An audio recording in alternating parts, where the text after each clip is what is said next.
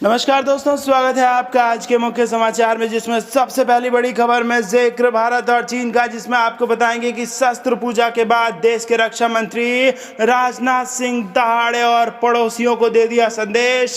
कहा देश की एक एक इंच जमीन की रक्षा करेगी हमारी सेना। इसी के साथ दूसरी बड़ी खबर में आपको बताएंगे कि भारत और अमेरिका की मिलिट्री डील होते ही दम दुबाकर भाग लिया ड्रैगन और समझ गए जिनपिंग कि अब तो हमारी खैर नहीं। जी हाँ दोस्तों, भारत और अमेरिका की बड़ी मिलिट्री डील क्या है, पूरी खबर जरूर बताएंगे। तीसरी बड़ी खबर में जिक्र होगा कि मन की बात में पीएम मोदी की अपील, त्योहार पर मर्यादा में रहे और सैनिकों के लिए एक दिया जरूर जलाएं। तो दोस्तों, हर एक खबर की गहराई में आपको ले जाएंगे, लेकिन उससे पहले अगर आपको भी देश की सेना और पीएम मोदी पर पूरा भरोसा है तो आप अभी इस वीडियो को लाइक कीजिए और इस लाल बटन को दबा के इस चैनल को फ्री में सब्सक्राइब करके घंटी बजाइए और कमेंट में लिखिए जय हिंद। दोस्तों, रुक करते हैं तमाम बड़ी खबरों की तरफ। शस्त्र पूजा के बाद राजनाथ सिंह का पड़ोसियों को संदेश, देश की एक एक इंच जमीन की रक्षा करेगी सेना। जी हां दोस्तों, विजयदशमी के मौके पर रक्षा मंत्री राजनाथ सिंह ने पश्चिम बंगाल के दार्जिलिंग के सुकना युद्ध स्मारक में शस्त्र पूजा की। इस मौके पर उन्होंने कहा कि भारत चाहता है कि चीन और भारत के बीच बॉर्डर पर शांति होनी चाहिए और तनाव खत्म होना चाहिए, लेकिन मैं पूरी तरह से आश्वस्त हूं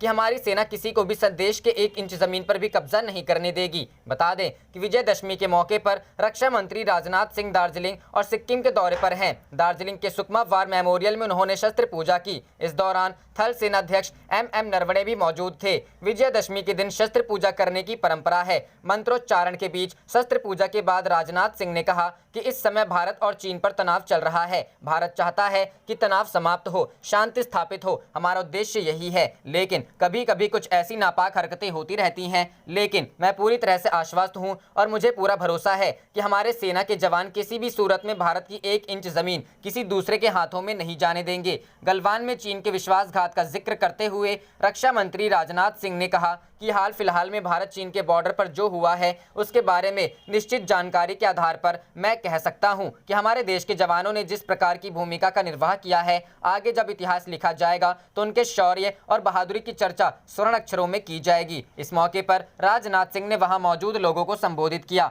राजनाथ सिंह ने कहा कि प्रधानमंत्री के दिशा निर्देश में पूर्वोत्तर राज्यों में इंफ्रास्ट्रक्चर निर्माण में लगातार बढ़ोतरी हो रही है। बीआरओ के पास पूर्वोत्तर क्षेत्र में कुल 8090 किलोमीटर लंबाई की सड़कें हैं। इनमें से 5734 किलोमीटर निर्माण योजना में है। उन्होंने कहा कि कुछ समय तक पहले तक हमारे यहाँ एक विषम धारणा थी कि सीमावर्ती क्षेत्रों में सड़कों का विकास हमारे हित में नहीं है। समझा जाता था कि सीमा की सड़कें विपरीत परिस्थितियों में हमारा ही नुकसान कर सकती हैं। हमने इस धारणा को तोड़ा और सीमावर्ती क्षेत्रों में विकास की नई राहें खुली। रक्षा मंत्री ने कहा, प्रधानमंत्री नियमित रूप से इन परियोजनाओं की प्रगति की समीक्षा कर रहे हैं और हर समय फंड फ्लो सुनिश्चित किया जा रहा है। रुख करते हैं अगली खबर की तरफ। भारत अमेरिका की मिलिट्री डील होते देख दुम दुबा लिया ड्रैगन, समझ गए जिनपिंग अब तो खैर नहीं। जी हां दोस्तों, हाल ही में अपने रिश्तों को एक नया आयाम देते हुए भारत और अमेरिका ने बीईसीए सैन्य डील पर हस्ताक्षर की और अपने कदम बढ़ाए हैं। बीईसीए रक्षा सौदे पर हस्ताक्षर करने से भारत और अमेरिका के बीच रक्षा सहायता को न केवल बल मिलेगा, अपितु अमेरिका भारत के साथ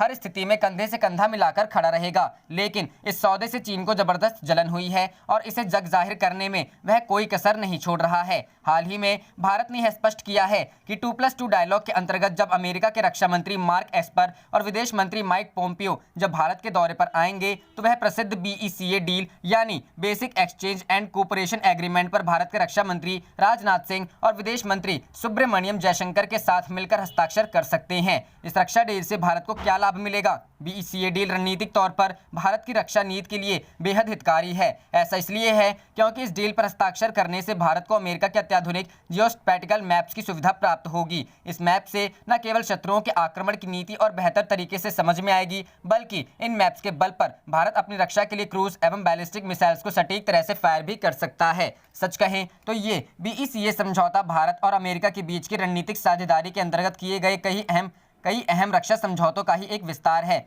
इससे पहले वर्ष 2018 में अमेरिका और भारत के बीच इसी प्रकार की बैठक में कॉमकासा को प्रारंभ करने पर सहमति जताई गई थी। यह 10 वर्षों के लिए वैध है और इसके अंतर्गत खुफिया कम्युनिकेशन के लिए काम में आने वाले अमेरिकी प्लेटफॉर्म जैसे C-17, C-130 एवं P-81 के उपयोग की स्वतंत्रता मिलेगी। कॉमकासा अमेरिका के communication and information on security memorandum of agreement यानी CISMOA का भारत केंद्रित वर्जन है। लेकिन यह साझेदारी केवल ट्रंप प्रशासन तक ही सीमित नहीं रही। जब बराक ओबामा अमेरिका के राष्ट्राध्यक्ष थे तब भी भारत और अमेरिका के बीच सैन्य सहायता काफी मजबूत थी। सैन्य लॉजिस्टिक्स के आदान प्रदान को लेकर भारत ने 2016 में लियमुआ समझौते पर भी हस्ताक्षर किए थे, जिससे दोनों देशों के बीच मिलिट्री लॉजिस्टिक्स का आदान प्रदान और अधिक सुगम होगा। इन दोनों समझौतों के बाद ये तीसरा समझौता भारत को अमेरिका का सबसे उपयोगी और महत्वपूर्ण साझेदार के रूप में पहचान दिलाएगा, जो कि अब तक नाटो के देशों तक ही सीमित था। रुक करते हैं अगली खबर की तरफ।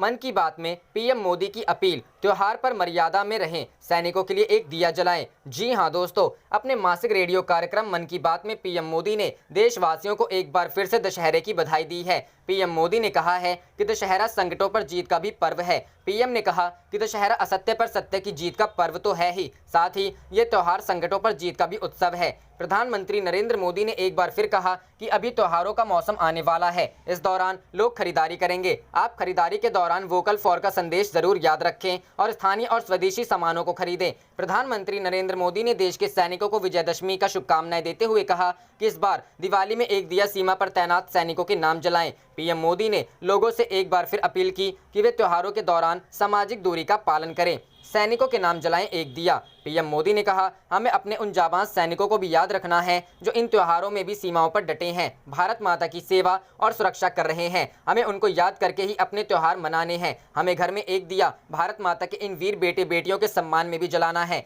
मैं अपने वीर जवानों से भी कहना चाहता हूं कि आप भले ही सीमा पर हैं, लेकिन पूरा देश आपके साथ है, आपके लिए कामना कर रहा है। मैं उन परिवारों के त्याग को भी नमन करता हूं जिनके बेटे बेटियां आज सरहद पर हैं। प्रधानमंत्री ने लौह पुरुष सरदार वल्लभ भाई पटेल को याद करते हुए उनके सेंस ऑफ ह्यूमर को याद किया। पीएम ने कहा कि जरा उस लौह पुरुष की छवि की कल्पना कीजिए जो राजे रजवाड़ों से बात कर रहे थे और जन आंदोलन का प्रबंधन कर रहे थे। इन सब के बीच उनका सेंस ऑफ ह्यूमर पूरे रंग में होता था। पीएम ने कहा कि हालात चाहे कितनों की खराब क्यों ना हो, लेकिन व्यक्ति को अपना सेंस ऑफ ह्यूमर जिंदा रखना चाहिए। प्रधानमंत्री मोदी ने कहा कि हमारा देश एक है, लेकिन ऐसी ताकतें भी हैं जो हमारे मन में संदेह का बीज बोने की कोशिश करती रही है। देश ने ऐसे लोगों को मुंहतोड़ जवाब दिया है। प्रधानमंत्री मोदी ने देश की एकता का प्रचार प्रसार करने वाली वेबसाइट एक भारत GOV वेबसाइट देखने को कहा। प्रधानमंत्री नरेंद्र मोदी ने कहा कि लॉकडाउन के दौरान तकनीक आधारित कई प्रयोग हमारे देश में हुए। झारखंड में छोटे स्तर पर महिलाओं फॉर्म फ्रेश नाम का एक ऐप बनाया जिसके जरिए लोग ताज़ा सब्जी घर तक मंगा सकते थे। पीएम ने लोगों से अपील की कि वे ऐसे ही प्रयोग करें। प्रधानमंत्री नरेंद्र मोदी ने कहा कि जम्मू कश्मीर का पुलवामा पूरे देश को पढ़ाने में महत्वपूर्ण भूमिका अदा कर रहा है। उन्होंने कहा कि कश्मीर घाटी पूरे देश की करीब 90% पेंसिल स्लेट की मांग की पूरी करता है और इसमें पुलवामा की हिस्सेदारी है। पीएम ने कहा कि एक समय में देश को पेंसिल की लकड़ी विदेशों से मंगानी पड़ती थी, लेकिन पुलवामा हमें इस मामले में आत्मनिर्भर बना रहा है। करते हैं अगली खबर की तरफ। आरएसएस चीफ मोहन भागवत बोले, भारत की प्रतिक्रिया ने चीन को परेशान कर दिया। यहाँ पढ़ें उनका पूरा भाषण। जी हाँ दोस्तों, राष्ट्रीय स्वयंसेवक संघ के प्रमुख मोहन भागवत सहित संघ के अन्य नेताओं ने आज नागपुर स्थित मुख्यालय के महर्षि व्यास सभागार में वार्षिक दशहरा समारोह में भाग लिया। इस मौके पर संघ प्रमुख ने कहा, हमारी सेना की अटूट देशभक्ति व अदम्य वीरता, हमारे शासनकर्ताओं का स्वाभिमानी रवैया तथा हम सब भारत के लोगों के दुर्दम्य नीति धैर्य का परिचय चीन को पहली बार मिला है। मोहन भागवत ने कहा, पूरी दुनिया ने देखा है कि कैसे चीन भारत के क्षेत्र में अतिक्रमण कर रहा है। चीन के विस्तारवादी व्यवहार से हर कोई वाकिफ है। चीन कई देशों ताइवान, वियतनाम, US, जापान और भारत के साथ लड़ रहा है, लेकिन भारत की प्रतिक्रिया ने चीन को परेशान कर दिया है। उन्होंने कहा कि हमने देश में तनाव पैदा करने वाले CAA विरोधों को देखा। इससे पहले कि इस पर आगे चर्चा की जा सके, इस साल कोरोना पर ध्यान केंद्रित किया गया, इसलिए कुछ लोगों के दिमाग में सांप्रदायिक भड़कना था, जो कि केवल उनके दिमाग में ही रहा। कोरोना ने इन सभी विषयों को ढक दिया। रुक करते हैं अगली खबर की तरफ। अमेरिका में दिवाली पर चाइनीज झालरों की जगह जगमगाएंगे आजमगढ़ के दिए। ऑर्डर, हर रोज बन रहे 12 लाख दीप। जी हाँ दोस्तों, पूरी दुनिया में काली मिट्टी के बर्तन के लिए मशहूर आजमगढ़ के निजामाबाद कस्बे में इस बार कुछ खास रौनक है। इस बार दिए की विशेष मांग अमेरिका से आई है। दरअसल कोरोना के चलते चाइनीज झालरों से इस बार अपने ही देश में नहीं बल्कि अमेरिका जैसे देश ने भी दूरी बना ली है। अब अमेरिका के भारतवंशियों ने भी इस बार की दीपावली के लिए चाइनीज झालरों को ना और मिट्टी के दियों को हाँ कहना शुरू कर दिया है। तभी तो 7 समंदर पार हिंदुस्तान के आजमगढ़ के छोटे से कस्बे में भी इसका असर साफ नजर आ रहा है। जिला मुख्यालय से 16 किलोमीटर दूर इस कस्बे में दिन रात 200 कलाकार मिट्टी के दिए बनाने में जुटे हैं। बिजली से चलने वाले इन कलाकारों के चाक अब बिजली जाने पर ही कुछ घंटों के लिए बंद हो पा रहे हैं। हर कलाकार एक दिन में 6000 से अधिक दिए बना रहा है। पिछले 20 दिनों से सप्लाई जारी है। अब तक 50 लाख से अधिक दियों की सप्लाई की जा चुकी है। इनमें से 70% दिए महाराष्ट्र भेजे गए और उसमें भी इस बार 30% दूसरे देशों में भेजे गए। कलाकारों की माने तो 10 लाख से अधिक दिए सिर्फ अमेरिका भेजे गए। कलाकार संजय यादव 20 दिनों में 25 से अधिक ट्रक दिए मुंबई पूना भेज चुके हैं। कलाकार बैजनाथ प्रजापति कहते हैं कि दीपावली के लिए हमारी वर्ष भर तैयारी चलती रहती है, तब जाकर कहीं हम लोग इतनी बड़ी सप्लाई पूरी कर पाते हैं। इस बार बाहर की डिमांड के पीछे की वजह कोरोना है। दियों की 1 दर्जन से अधिक वैरायटी। कलाकार संदीप प्रजापति कहते हैं कि हमारा सारा माल मुंबई के महालक्ष्मी जाता है, वहां विशेष पैकेजिंग के बाद यह माल अमेरिका व दुबई जाता है। इस बार कोरोना के चलते बाहर की मांग ज्यादा है। बताया कि हमारे यहाँ 1 दर्जन से अधिक डिजाइनर दिए बनते हैं। उसमें खास तौर पर चांदनी दिया, डेजी दिया, स्टैंड दिया, थाली दिया, लक्ष्मी गणेश दिया, नारियल दिया, रिंग दिया, 5 पंथी दिया आदि की मांग बाहर ज्यादा रहती है। नेपाल में पूजे जाएंगे मिर्जापुर के गणेश लक्ष्मी। चुनार में तैयार की गई गणेश लक्ष्मी की पूजा इस वर्ष नेपाल में होंगी। वहां व्यापारी चुनार से सीधे गणेश लक्ष्मी की मूर्ति मंगवा रहे हैं। पूर्व में बिहार के मधुबनी जिले से नेपाल के व्यापारी गणेश लक्ष्मी की मूर्ति मंगवाते थे, लेकिन काफी महंगा होने के कारण व्यापारियों को चुनार की तरफ से रुख किया है। पार्टी उद्योग से जुड़े व्यापारी अवधेश वर्मा की माने तो इस वर्ष लगभग 15 से 20 लाख मूर्तियों का ऑर्डर नेपाल से विभिन्न व्यापारियों को मिला है। दीपावली और धनतेरस पर इन मूर्तियों की डिमांड दिल्ली, मुंबई, झारखंड, उड़ीसा और कोलकाता के साथ ही अब नेपाल के प्रमुख शहरों में हो गई है। इससे कोरोना से मंदी की दौर में गुजर रहे पात्री उद्योग के व्यवसायियों के लिए संजीवनी साबित हो रही है। गणेश लक्ष्मी की मूर्ति के साथ ही पार्टी उद्योग में तैयार किए जाने वाले चीनी मिट्टी के कप प्लेट, जार व फूलदान भी नेपाल भेजा जा रहा है। जिला उद्योग केंद्र के उपायुक्त वीके चौधरी कहते हैं कि पार्टी उद्योग के व्यापक प्रचार प्रसार का ही नतीजा है कि अब चुनार में उत्पादित मूर्ति नेपाल तक पहुंच रही है। इससे इस उद्योग को पुनर्जीवित करने में काफी मदद मिलेगी। रुख करते हैं अगली खबर की तरफ। कश्मीर मुद्दे पर पाक को भारत की 2 टूक। अवैध कब्जे को आज नहीं तो कल खाली करना ही होगा। जी हां दोस्तों, आतंकवाद के मसले को लेकर भारत ने फिर पाकिस्तान को कड़ी फटकार लगाई है। दरअसल इस हफ्ते हुई राष्ट्रमंडल देशों के विदेश मंत्रियों की डिजिटल बैठक में भारत ने बीते बुधवार को पाकिस्तान को लताड़ लगाई। मीडिया रिपोर्ट के मुताबिक इस बैठक में भारत ने इशारों में पाकिस्तान का नाम लिए बिना कहा कि वह आतंकवाद का बहाना करता है, जबकि वह खुद ही आतंकवाद का जनक और पोषक है। भारत ने 2 टूक कहा कि पड़ोसी देश आतंकवाद का पनाहगार है। संयुक्त राष्ट्र ने जिन आतंकवादियों पर प्रतिबंध लगाया है, पाकिस्तान उनको संरक्षण दे रहा है, उनका पोषक है। इस बैठक में पाकिस्तान के विदेश मंत्री शाह महमूद कुरैशी ने कश्मीर की तरफ इशारा करते हुए आरोप लगाया था कि विवादित क्षेत्र में अवैध रूप से जनसांख्यिकी बदलाव कराने के लिए दक्षिण एशिया का एक देश उग्र राष्ट्रवाद को बढ़ावा दे रहा है। बैठक में भारत के विदेश मंत्रालय के सचिव विकास स्वरूप ने कड़ी प्रतिक्रिया जताई। पाकिस्तान के विदेश मंत्री शाह महमूद कुरैशी का जवाब देते हुए विकास स्वरूप ने कहा, जब हमने उन्हें दक्षिण एशिया के एक देश के बारे में कहते सुना तो हमें आश्चर्य हुआ कि वह खुद को ऐसा क्यों बता रहे हैं, और यह आश्चर्य की बात नहीं है। यह एक ऐसा देश कह रहा है जिसे पूरी दुनिया राज्य प्रायोजित आतंकवाद के प्रवर्तक के तौर पर जानती है, जो खुद के आतंकवाद से पीड़ित होने का बहाना करता है। उन्होंने कहा कि हमने यह ऐसे देश से कहते हुए सुना है जिसने 49 वर्ष पहले अपने ही लोगों का नरसंहार किया था। विदेश मंत्रालय के सचिव विकास स्वरूप ने कहा कि यह वही देश है जिसे आतंकवाद का केंद्र बिंदु होने का खिताब हासिल है और जो काफी संख्या में ऐसे आतंकवादी अपने यहाँ रखता है जिन पर संयुक्त राष्ट्र ने प्रतिबंध लगाया हुआ है। इसके अलावा उन्होंने कहा, आज इसने विवादित क्षेत्र का जो आरोप लगाया उसमें केवल यही विवाद है कि उसने कुछ हिस्सों पर अवैध रूप से कब्जा कर रखा है, जिसे आज या कल उसे खाली करना होगा। स्वरूप ने पाकिस्तान पर अपने देश के अल्पसंख्यकों के अधिकारों का हनन करने को लेकर भी हमला बोला।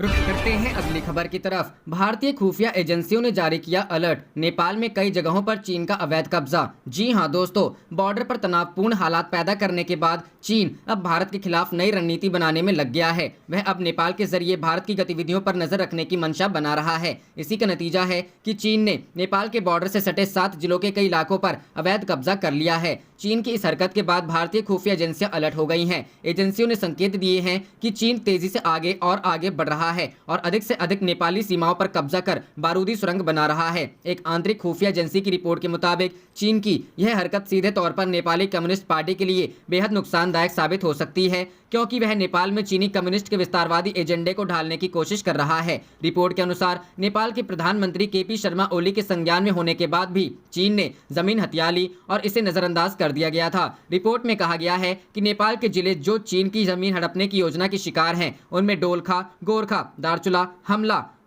सिंधुपाल चौक, शंखुवासभा और रसुवा शामिल हैं। चीन ने डोलखा में नेपाल की ओर अंतर्राष्ट्रीय सीमा 1500 मीटर आगे बढ़ाई है। डोलखा में कोरलंग क्षेत्र में नंबर 57, जो पहले कोरलंग के शीर्ष पर स्थित था। डोलखा की तरह चीन ने गोरखा जिले और सीमा स्तंभ संख्या 35 में सीमा स्तंभ संख्या 35, 37 और 38 को स्थानांतरित कर दिया है। नेपाल के कृषि मंत्रालय की हाल ही की रिपोर्ट में भी चीन द्वारा जमीन हड़पने में कई मामलों को उजागर किया गया। मंत्रालय ने 4 नेपाली जिलों के तहत आने वाले कम से कम 11 स्थानों पर नेपाली भूमि पर चीन के कब्जे के बारे में सूचना दी। इन जिलों में व्याप्त अधिकांश क्षेत्र नदियों के जलग्रहण क्षेत्र हैं, जिनमें हमला, करनाली में भागीदारी नदी के क्षेत्र शामिल हैं। रुक करते हैं अगली खबर की तरफ। एनएसए अजीत डोभाल ने गंगा तट से दिया कड़ा संदेश, जरूरत पड़ी तो सीमा से बाहर भी जा सकते हैं। जी हां दोस्तों, राष्ट्रीय सुरक्षा सलाहकार अजीत डोभाल ने ऋषिकेश में गंगा तट से कड़ा संदेश दिया। किसी देश का नाम लिए बिना उन्होंने कहा कि इतिहास गवाह है कि भारत ने कभी किसी पर हमला नहीं किया, लेकिन देश के स्वाभिमान की रक्षा के लिए जरूरत पड़ी तो सीमा ही नहीं, सीमा से बाहर जाकर भी युद्ध कर सकते हैं। उन्होंने कहा कि नया भारत अलग सोच का है, अपने स्वार्थ के लिए किसी को छेड़ेंगे नहीं और स्वाभिमान की रक्षा के लिए किसी को छोड़ेंगे नहीं। पौड़ी जिले में स्थित अपने पैतृक गांव घीड़ी से लौटते हुए शनिवार को डोभाल देर शाम ऋषिकेश स्थित परमार्थ निकेतन आश्रम में गंगा आरती में शामिल हुए। गंगा पूजन के पश्चात गंगा आरती के मंच से अजीत डोभाल ने कहा कि हमने दुनिया की बड़ी से बड़ी सभ्यताओं का पतन होते देखा तो नई सभ्यताओं को विकसित होते भी देखा, लेकिन भारतीय सभ्यता पूरी दुनिया में अनोखी है। सैकड़ों वर्षों तक विदेशी आक्रमण और गुलामी झेलने के बावजूद कोई भी बाहरी सभ्यता इस देश पर प्रभाव नहीं जमा सकी। उन्होंने कहा कि इसका बड़ा कारण हमारी आध्यात्मिक शक्तियां हैं। उन्होंने कहा कि एक फौजी भले ही सीमा पर भौतिक रूप से देश की सीमाओं की रक्षा करता है, मगर देश में लाखों करोड़ों लोग वास्तव में अपनी संस्कृति और आस्था के साथ राष्ट्र को जोड़ने का काम करते हैं। उन्होंने कहा कि भारत में बड़ी संख्या में विदेशी सिर्फ यही देखने आते हैं कि आखिर भारतीयों के भीतर ऐसी क्या शक्ति है जो एक सशक्त राष्ट्र का निर्माण करती है। नौजवानों का आह्वान करते हुए उन्होंने कहा कि प्रत्येक युवा देश का योद्धा है और इसी भावना के साथ हमें एक सशक्त भारत का निर्माण करना है। परमार्थ निकेतन के परमाध्यक्ष स्वामी चिदानंद सरस्वती ने कहा कि प्रधानमंत्री नरेंद्र मोदी के नेतृत्व में भारत ने पूरे विश्व में अलग पहचान बनाई है। उन्होंने कहा कि प्रधानमंत्री नरेंद्र मोदी ने अजीत डोभाल जैसे रत्नों को देश में अहम स्थान देकर उत्तराखंड के गौरव को बढ़ाया है। इस अवसर पर स्वामी चिदानंद सरस्वती ने एनएसए अजीत डोभाल को हिंदू धर्म विश्वकोश भी भेंट किया। परमार्थ निकेतन में रात्रि विश्राम के बाद एनएसए परिवार के साथ मसूरी रवाना होंगे। वहीं परमार्थ निकेतन के प्रमुख स्वामी चिदानंद सरस्वती ने कहा कि प्रधानमंत्री नरेंद्र मोदी के नेतृत्व में भारत ने पूरे विश्व में अलग पहचान बनाई है। प्रधानमंत्री मोदी ने अजीत डोभाल जैसे रत्नों को देश में अहम स्थान देकर उत्तराखंड के गौरव को बढ़ाने का काम किया है। इस अवसर पर साध्वी भगवती सरस्वती, अनु डोभाल, शौर्य डोभाल आदि भी मौजूद रहे। रुक करते हैं अगली खबर की तरफ। चीन की बड़ी साजिश को भारत ने किया फेल, अपने ही जाल में फंस गए शी जिनपिंग। जी हां दोस्तों, भारत और चीन के बीच सीमा पर तनाव लगातार बढ़ता ही जा रहा है। दोनों देशों की तरफ से कई दौर की वार्ताएं भी हुई, लेकिन सीमा विवाद का कोई हल नहीं निकल सका। नतीजतन दोनों देशों की सेनाएं एक दूसरे के खिलाफ हथियार लेकर आमने सामने डटी हुई हैं। सीमा पर आज युद्ध जैसे हालात बने हुए हैं। इस बीच एक बार फिर से युद्ध अभ्यास की तस्वीरें और वीडियो को शेयर करके मनोवैज्ञानिक दबाव बनाने की कोशिश करने वाले चीन के दुष्प्रचार की पोल खुल गई है, जिसके बाद दुनिया भर में चीन की जमकर फजीहत हो रही है। चीन का सरकारी टीवी चैनल सीसीटीवी ने तिब्बत के इलाके में 4700 मीटर की ऊंचाई पर चीनी सेना के युद्ध अभ्यास की तस्वीरें शेयर करके खुद ही बुरी तरह से फंस गया है। अब चीनी सेना की ये तस्वीरें सोशल मीडिया पर जमकर ट्रोल हो रही है। सोशल मीडिया पर दुनिया भर के लोग चीन को खूब बुरा भला ही कह रहे हैं। इस वीडियो की पड़ताल करने पर यह पाया गया कि चीन की सरकारी टीवी चैनल सीसीटीवी ने जो फोटो शेयर की है उसके अंदर असल में चीनी सैनिक केवल फोटो खिंचाने के लिए निशाना साध रहे हैं। वीडियो को गौर से देखने पर मालूम पड़ता है कि चीनी सैनिक गोली चलाने के लिए निशाना साध रहे हैं। इसमें सैनिक राइफल में लगे पेरिस्कोप से देखकर निशाना साध रहे हैं। इसे तस्वीर को खींचने में चीनी दुष्प्रचार तंत्र से बड़ी गलती हो गई। चीन की इस पूरी साजिश की पोल OSINT विशेषज्ञ कर्नल विनायक भट्ट ने खोलकर रख दी है। चीन की तरफ से युद्ध अभ्यास पर दावा किया गया कि चीनी सैनिक 4700 मीटर की ऊंचाई पर निशाना साध रहे हैं। वीडियो को देखने पर यह पाया गया कि चीनी सैनिक जिस समय निशाना साध रहे थे उस समय उनके पेरिस्कोप में लगा रबर का असला का अगला हिस्सा झुका हुआ था। ऐसे में चीनी सैनिक बिना पेरिस्कोप के निशाना साध रहे थे और दावा कर रहे थे कि वे असल में निशाना लगा रहे हैं। रबर के हिस्से के झुके होने की वजह से चीनी सैनिकों का सटीक निशाना लगाना संभव ही नहीं था। रुख करते हैं अगली खबर की तरफ। बिहार में फिर बन सकती है एनडीए सरकार, बीजेपी को सबसे ज्यादा सीटें। जानिए किस पार्टी को मिल सकती है कितनी सीटें। जी हां दोस्तों, बिहार में अगले 5 साल तक सत्ता पर कौन काबिज होगा यह तो 10 नवंबर को ही साफ हो पाएगा। लेकिन एक और ओपिनियन पोल के मुताबिक बिहार में फिर एनडीए की सरकार बनती दिख रही है। एबीपी सी वोटर के ताजा ओपिनियन पोल के मुताबिक 243 सीटों वाले विधानसभा में एनडीए को 135 से 159 सीटें मिल सकती हैं, तो महागठबंधन के खाते में 77 से 98 सीटें जा सकती है। जेडीयू से अधिक सीटों पर लड़ रही लोक जनशक्ति पार्टी को 1 से 5 सीटों से ही संतोष करना पड़ सकता है। वोट शेयर की बात करें तो एनडीए को 43% वोट शेयर मिल सकता है, तो महागठबंधन के खाते में 35% वोट जा सकते हैं। आप देख रहे थे आपका अपना चैनल जय हिंद जय भारत।